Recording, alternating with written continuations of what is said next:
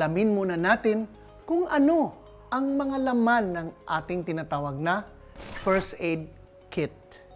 Kailangan meron siyang tinatawag nating elastic bandage, gasa or gauze, at ang pangtapat natin sa ating 4x4 gauze o gasa ay adhesive tape upang gamitin natin para idikit natin yung gasa doon sa parte na may sugat. Isa rin na dapat meron ang first aid kit ay gunting. Isa naman ay forceps o tweezer.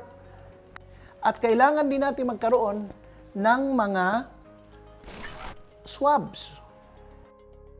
Mga burn dressing, kapag may sunog sa parte ng katawan, pwede rin natin idagdag ang eye patch. At meron tayong tinatawag na clamp, ginagamit natin to kapag mayroong emergency delivery ng isang baby. Isa ring importante ay ang triangular bandage upang sa gayon ay pwede tayong makagawa ng sling. Dagdagan din natin ng safety pin. Ito yung ating pang-lock, lalo na kapag gagamit tayo ng triangular bandage.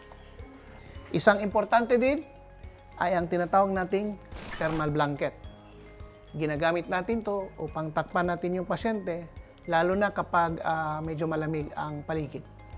Ang first aid kit ay kailangan nasa go bag, maaari ding ilagay sa opisina, maaari ding ilagay kapag ikaw ay may sasakyan.